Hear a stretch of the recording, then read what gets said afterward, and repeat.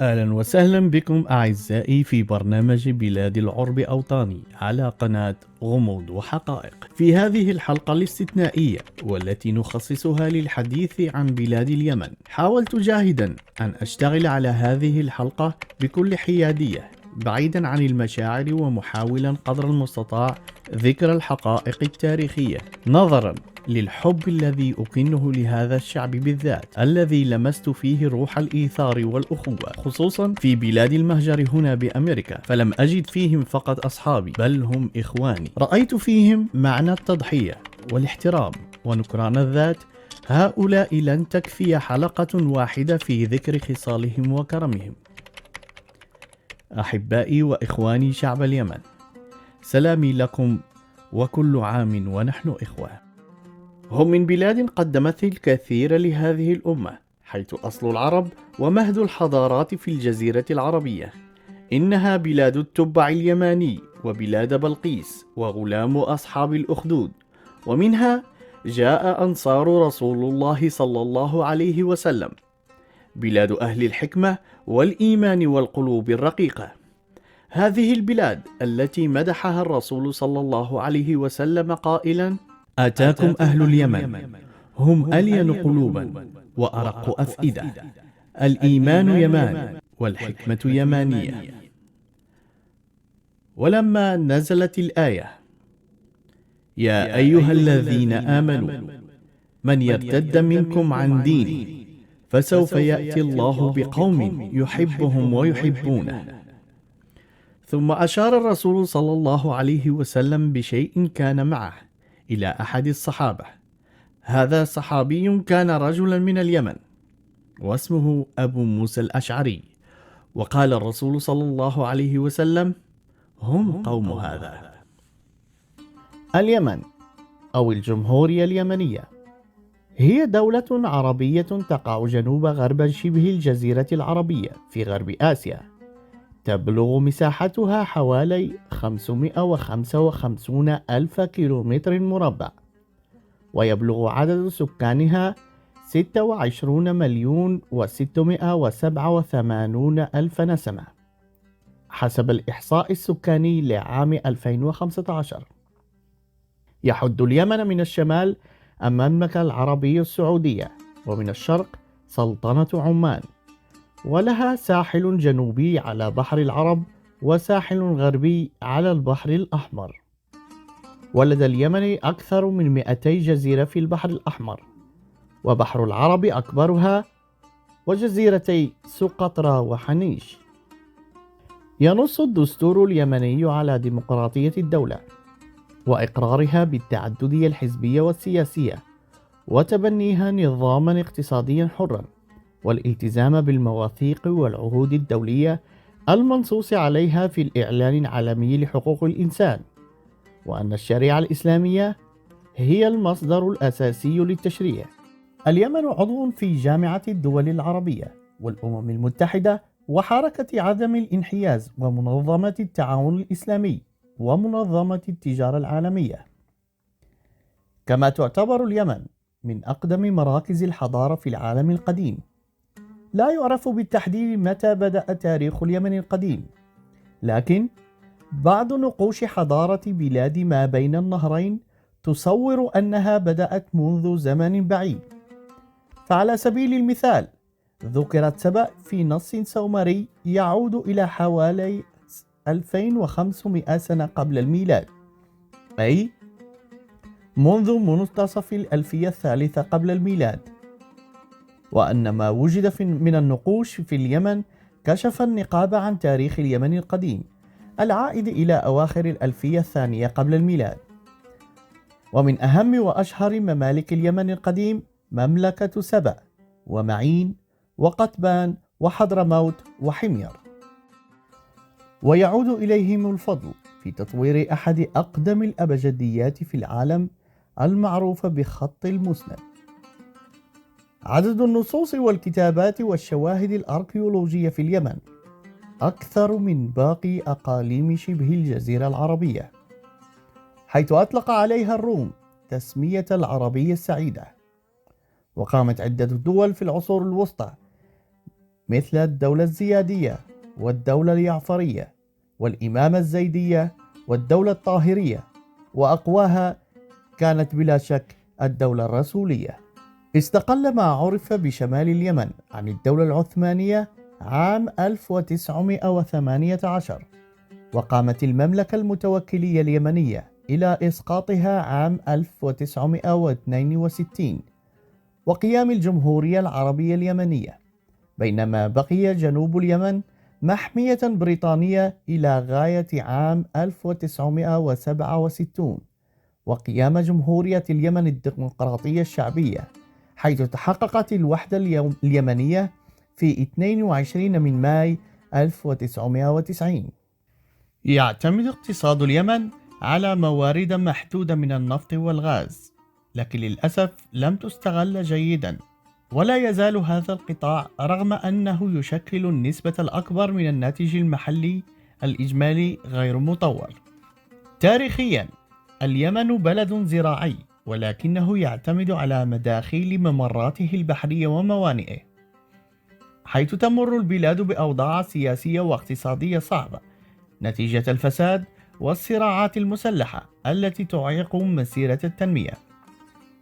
لأن اليمن دولة نامية ومن بين البلدان الأقل نماء، حيث احتلت المرتبة الثامنة في قائمة الدول الأكثر هشاشة حول العالم لعام 2014. حوصر اليمن منذ أكثر من 3 سنوات في حرب أهلية خلفت ما يقارب 10,000 قتيل، ودفعت الملايين منهم إلى حافة الموت جوعا. ويعود جذور الصراع إلى انتفاضات ما يعرف بالربيع العربي عام 2011، عندما أجبرت انتفاضة شعبية الرئيس اليمني علي عبد الله صالح الذي كان في السلطة لفترة طويلة على تسليمها إلى نائبه عبد ربه منصور هادي. وكان من المفترض أن يجلب ذلك الانتقال السياسي الاستقرار إلى اليمن الذي يعد من أفقر دول الشرق الأوسط، لكن الرئيس هادي واجه صعوبات مختلفة، بما في ذلك هجمات المتشددين والفساد وانعدام الأمن الغذائي، واستمر ولاء العديد من الضباط العسكريين للرئيس السابق علي عبد الله صالح. تصاعد الصراع. بدأ القتال عام 2014 عندما استفادت الحركة الحوثية من ضعف الرئيس الجديد وسيطرت على محافظة سعد الشمالية والمناطق المجاورة، ثم سيطروا على العاصمة صنعاء، الأمر الذي أجبر هادي على الفرار إلى خارج الوطن. كما تصاعد الصراع بشكل كبير في مارس آذار 2015 عندما بدأت السعودية و8 دول أخرى غالبيتها من العرب بدعم من الولايات المتحدة وبريطانيا وفرنسا في شن غارات جوية ضد الحوثيين بهدف معلن هو استعادة حكومة هادي. وخشي التحالف الذي تقوده السعودية من أن يقود استمرار نجاح الحوثيين إلى تثبيت قدم إيران ذات الأغلبية الشيعية في اليمن، وهي القوة الإقليمية المنافسة للسعودية. كما تقول السعودية إن إيران تدعم الحوثيين بالأسلحة والدعم اللوجستيكي، وهو ما تنفيه إيران. كما عانى كلا الطرفين من الاقتتال الداخلي، وقتل صالح على يد المقاتلين الحوثيين في ديسمبر كانون الأول عام 2017 بعد أن انشق عنه الحوثيون.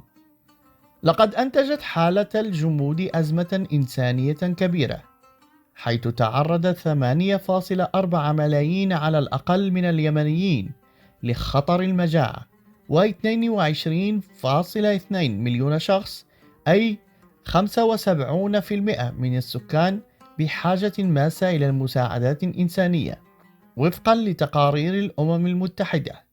ويهدد سوء التغذية الشديد حياة ما يقارب 400 ألف طفل دون سن ال5. وانهار النظام الصحي في اليمن الذي أدى إلى تفشي الكوليرا وتسبب في مقتل الآلاف. في يونيو حزيران 2018 بدأت القوات الحكومية المدعومة من السعودية هجوما على ميناء الحديدة الرئيسي الذي يسيطر عليه الحوثيون. وهو نقطة دخول معظم المساعدات الإنسانية إلى اليمن وشريان الحياة لتجنب المجاعة. كما حذرت وكالات الإغاثة من الهجوم أنه قد يجعل الكارثة الإنسانية في اليمن أسوأ بكثير. تعالوا الآن لنعرفكم عن من هم الحوثيون. تشكلت الحركة الحوثية من الصراع المسلح مع الحكومة المركزية في اليمن. ففي بداية التسعينات تشكلت أول حركة باسم الشباب المؤمن، مدفوعة بواقع التهميش الذي تعاني منه مناطق الزيديين الذين تقدر نسبتهم بحوالي 35 إلى 40% من سكان اليمن. واتخذت الحركة في بادئ الأمر طابعا فكريا عبر التركيز عن البحث والتدريس ضمن إطار المذهب الزيدي.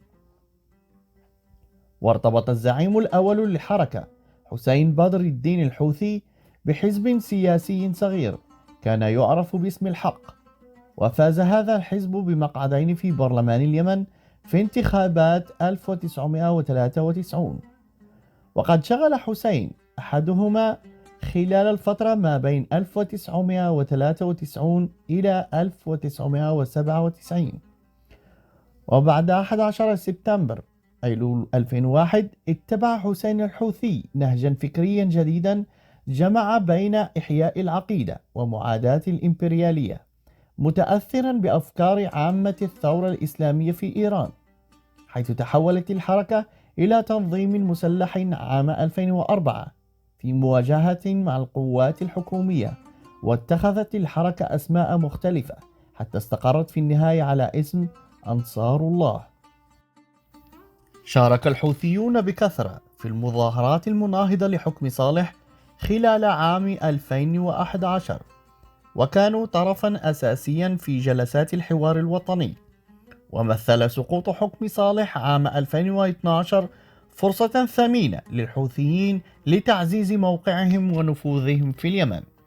وفي عام 2014 سيطر الحوثيون بشكل كلي على العاصمة صنعاء. وفي أوائل 2015 حاصروا القصر الجمهوري وفرضوا الإقامة الجبرية على الرئيس عبد رب هادي وأعضاء الحكومة الذي فر لاحقا إلى السعودية.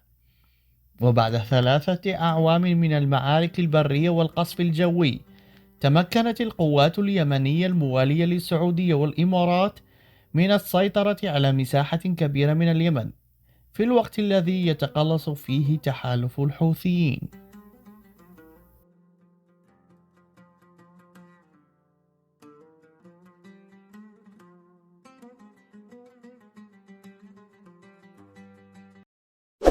إذا أعجبك الفيديو لا تبخل علينا بالاشتراك وتفعيل الجرس.